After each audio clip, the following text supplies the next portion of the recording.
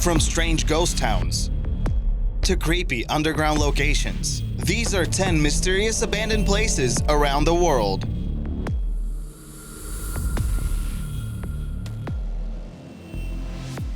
Number 10. Al Jazeera Al Hamra, United Arab Emirates.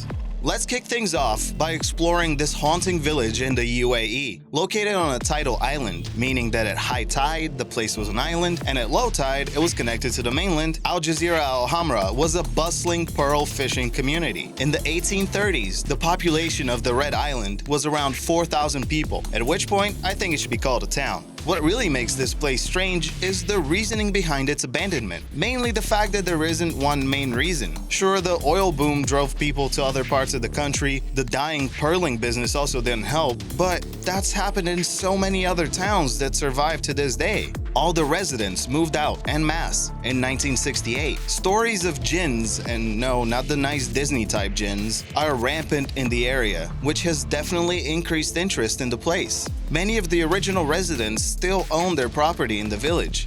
They just don't live there. Number 9. Evergreen Cemetery, Virginia.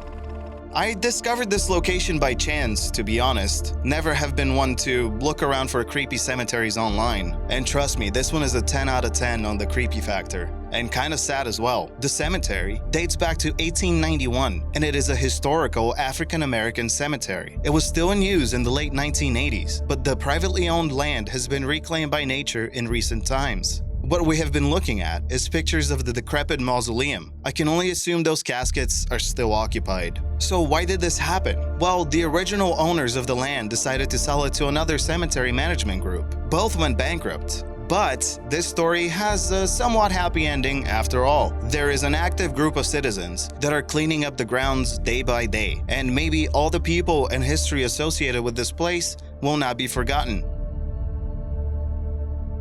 Number 8. Great Zimbabwe Ruins, Zimbabwe.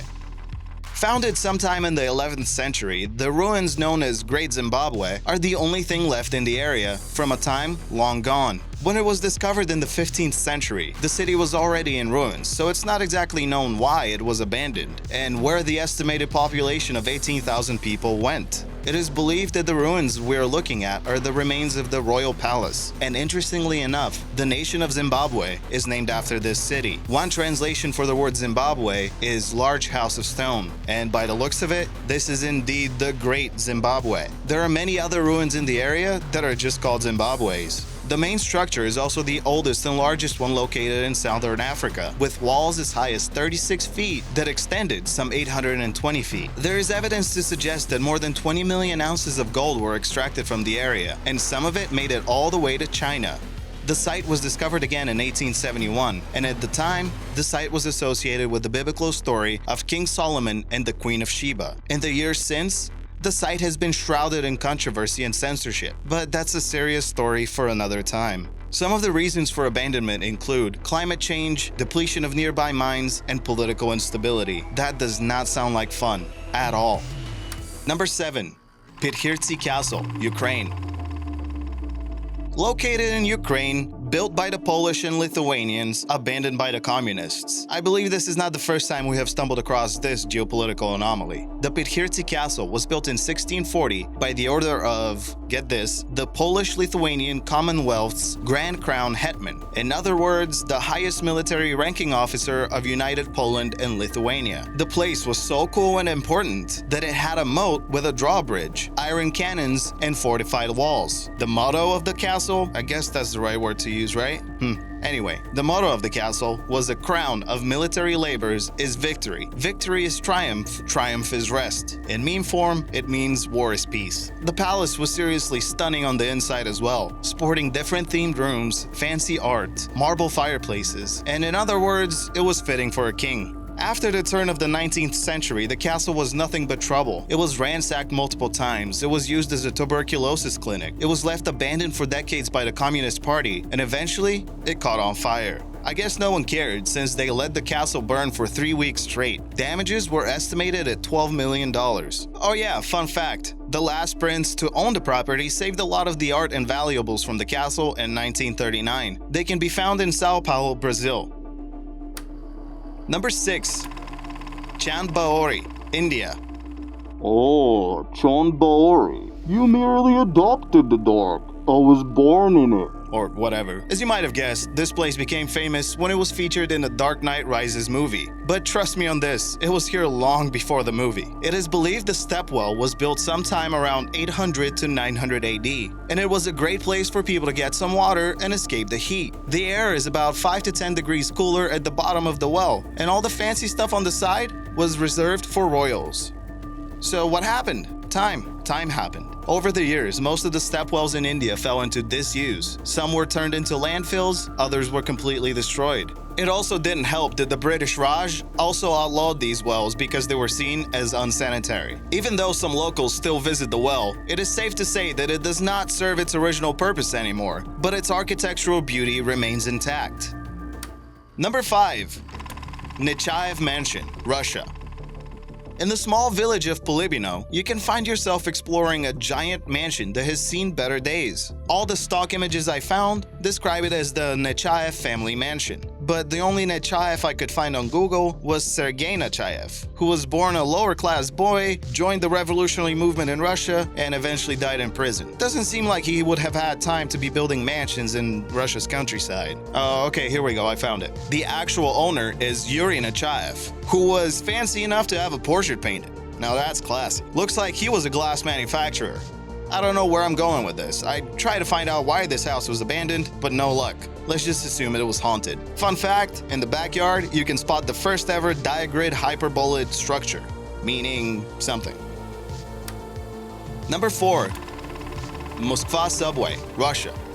Well, let's stick around Russia for a little while longer, yeah? And explore the underground of Moscow, primarily the Moskva Metro 2, the supposed second top secret part of the Moscow Metro that runs adjacent to it. Is it real?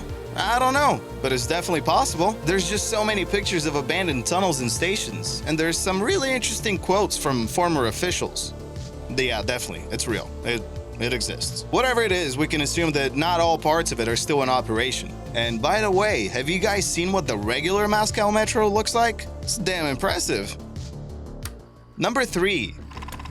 Colemanskop, Namibia. Ghost town? Check. Desolate? Check. Strange? Check. Eerily beautiful? Double check. These are the remains of the German mining town located in the Namibian desert, some 5 miles from the coast. Colemanskop was once home to people who decided that diamond mining in Africa at the turn of the 20th century was the best choice for them. In 1928, the richest diamond-bearing deposits were found 150 miles south of the village, and everyone left. Seriously, they just packed their bags and left. I won't bore you with details since this place is pretty famous, but no matter what, it has to feel weird walking around houses that are covered by 3 to 5 feet of sand. Number 2. Chitura, Georgia. Located right in the heart of Georgia, the country, Chitura was once a commercially exploitable town that thrived off of the local mining industry. In the 50s, it was decided that walking from the city to the mines took way too much time and decreased production. So the government installed many of these cable car systems. Nowadays, many of them lead to nowhere. Well, not exactly nowhere, rather derelict buildings that no longer operate. Believe it or not, some of these trams are still operational and are being used by residents of the city to this day. I would not be so eager to jump into one of these metal coffins, as the locals call them. The whole city is surrounded by abandoned mines and processing plants, and those cable cars definitely add to the mysterious nature of the city. I imagine not long from now, the town might be completely abandoned, and all that will be left is the random death trap of a cable car. Not too far from the city of Chitura, you can find yourself in the Georgian backcountry, staring at the Katski Pillar. On top, you can see a long-forgotten church with a few hermit cells. Hermits are religious people who choose to live in solitude. The structures were built sometime in the 9th century, and because of their great defensive location, they have survived to this day. Number 1. Viaduct Petrobras, Brazil.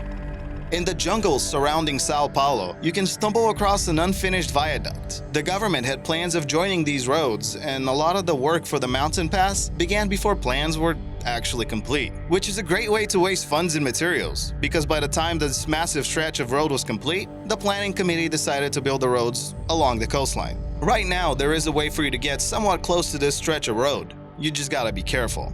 Very careful. Check out the featured comment below, subscribe for more World and Earth, and I'll see you in the next video.